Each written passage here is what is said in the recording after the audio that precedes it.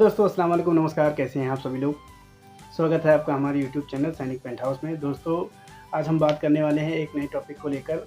इस वीडियो में बात करेंगे कि अगर हमारे भाई जो पेंट की नई दुकान ओपन करना चाहते हैं तो उनके लिए क्या-क्या प्रोसेस है, वो कैसे अपना नई दुकान ओपन करें।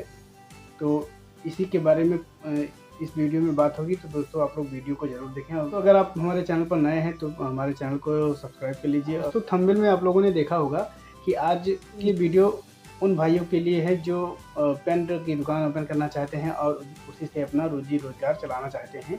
तो दोस्तों, मैं आप लोगों को बता दूं कि अगर आपका मकान या दुकान अगर आपका मार्केट में है और अगर आपका मार्केट छोटा है या बड़ा है, इससे काफ़ी प्रभाव पड़ता है दुकान पर। अगर आपका दुकान मार्केट में है और आपका मार्केट बड़ा है तो उसमें आप सिर्फ अगर पेंट की दुकान ओपन करेंगे तो भी कोई दिक्कत नहीं होती है। और अगर आपका मार्केट छोटा है तो आप पेंट्स और हार्डवेयर से रिलेटेड भी सामान उसमें रख सकते हैं, क्योंकि अगर मार्केट छोटा होगा तो उस पर कस्टमर ज़्यादा नहीं आएंगे, तो आपका दुकान चलाने में भी मन नहीं लगेगा और आप दुकान पर बैठेंगे तो भी आपको अच्छा नहीं लगेगा। तो अगर आपका मार्केट छोटा है तो कोशिश करें कि हार्डवेयर और पेंट दोनों की सामान रखें। और अगर आपका दुकान बड़े मार्केट में है तो अगर आप उसमें पेंट का ही सामान रखेंगे तो आपका दुकान अच्छे से चलेगा। सिर्फ आपको दुकान पर अच्छे पेंट और अच्छे ब्रांड्स के पेंट आपको रखने होंगे। बाकी दुकान अपने आप चलने लगेगी। आपका व्यवहार और आपका बात करने का तरीका, कस्टमर को हैंडल करने का तरीका अगर आपको अच्छे से आता है तो आपका दुकान अच्छे से चलेगी, कोई प्रॉब्लम नहीं होगी। दोस्तों, अब बात करते हैं कि कौन सा और किस कंपनी का प्रोडक्ट अपने दुकान पर रखें तो दुकान चलाने में कोई दिक्कत नहीं होगी, या कस्टमर जो मांगे अगर उसको आसानी से मिल जाएगी तो जाहिर सी बात है कि आपकी दुकान पर कस्टमर आएंगे और उनके अकॉर्डिंग अगर सामान मिलेगा तो कहीं दूसरी दुकान पर उनको जाने की आवश्यकता भी नहीं पड़ेगी। तो दोस्तों, मैं आप लोगों को बता दूं कि अगर आपका मार्केट बड़ा है और अगर आप पेंट के ही सामान बेचना चाहते हैं, पेंट का ही व्यापार या बिजनेस करना चाहते हैं, तो सबसे पहले आप ये पता कीजिए कि आपके एरिया में किस कंपनी का प्रोडक्ट ज़्यादा सेल हो रहा है।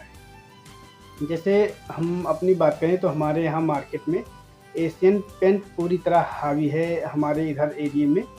तो आप देख सकते हैं मेरा सब प्रोडक्ट एशियन का रखा हुआ है।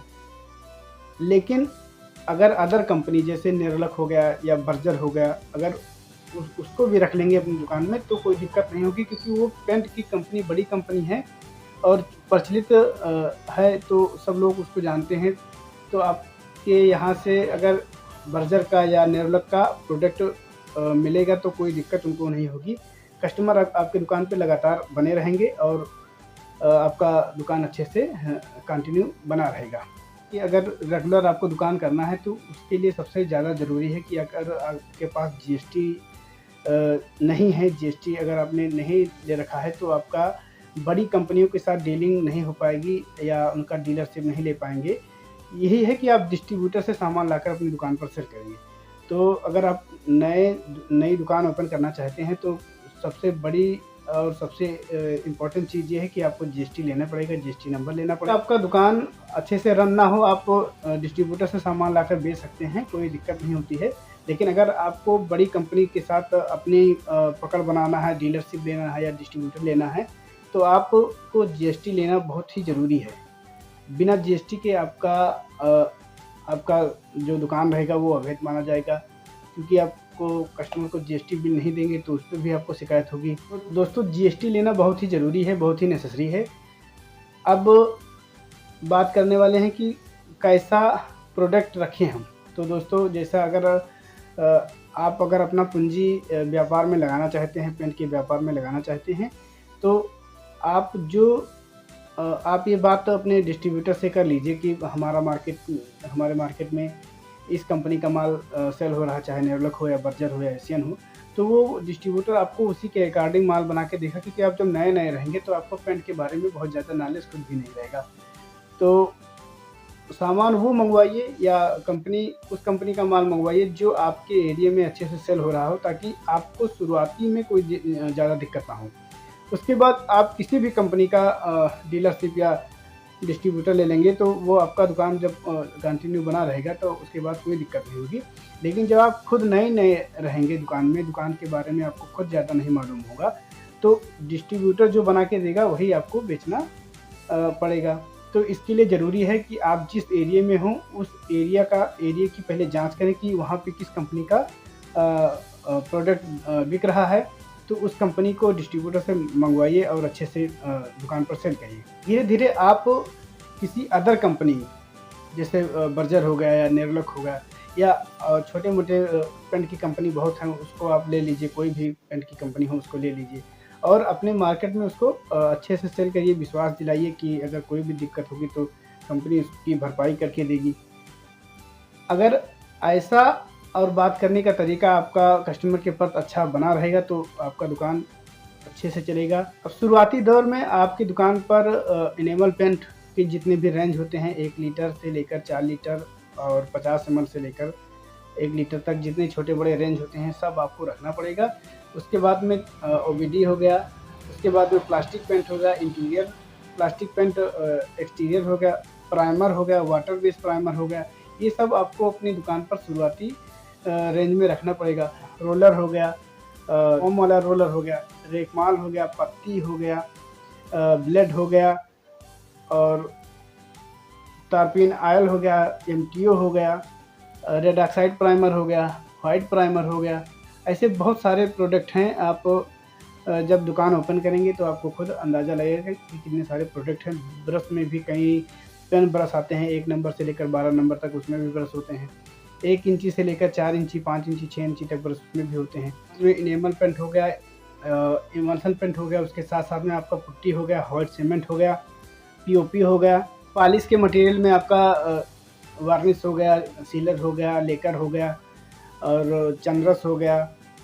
ऐसे बहुत सारे प्रोडक्ट हैं जिनका नाम पूरा अगर बताएंगे तो वीडियो बहुत ज़्यादा लंबा हो जाएगा। तो आप लोग अगर अपना दुकान जब खोलेंगे तो खुद अनुभव करेंगे कि कितने सारे प्रोडक्ट होते हैं पेंट के लाइन में। अच्छा, जितने भी प्रोडक्ट आपको लाने हैं वो सब ये पहले से पता कर लेना ज़रूरी है आपको कि कौन सा प्रोडक्ट आपके मार्केट में सेल हो रहा है। अन्यथा कस्टमर भाई हमारे कुछ ऐसे होते हैं जो असल में जिसका भी एक्सपीरियंस जिस सामान के साथ बन जाता है वो वही चाहता है कि वही सामान उसको मिले तो ज़्यादा ठीक रहेगा उसके लिए। तो अगर आप किसी अन्य कंपनी का सामान शुरू में रखने लगेंगे तो कस्टमर भाई हमारे उसको ख़रीदते नहीं हैं जल्दी, तो उसको बेचने में काफ़ी दिक्कत होती है। एक बार आप डिस्ट्रीब्यूटर से सामान उठवा लीजिए, आपका पूरा रेंज वो बनाकर दे देंगे। उसके बाद में फिर जो कस्टमर की डिमांड हो उसको आप एक सादे पेपर पे नोट कर लीजिए, जो आपकी दुकान पर ना हो और कस्टमर डिमांड करे, और अगर आपकी दुकान पर उपलब्ध ना हो तो उसकी पर्ची बना लीजिए। दोबारा जब आपका काफ़ी सामान हो जाए तो आप अपने डिस्ट्रीब्यूटर से बात करें और उसके बाद में फिर पूंजी लगाएं उन प्रोडक्ट पर जो आपकी दुकान पर उपलब्ध ना हो। अच्छा, जब आपका GST नंबर बन के आ जाए तो आप किसी भी बड़ी कंपनी से, चाहे नेरोलैक हो गया, निप्पॉन हो गया, एशियन हो गया, बर्जर हो गया, किसी भी कंपनी से आप अपनी डीलरशिप ले सकते हैं, मशीन आ जाएगा आपका। दोस्तों वीडियो कैसा लगा आप लोग ज़रूर बताएं और दोस्तों ऐसे ही पेन से रिलेटेड वीडियो देखने के लिए हमारे चैनल को सब्सक्राइब कर लें।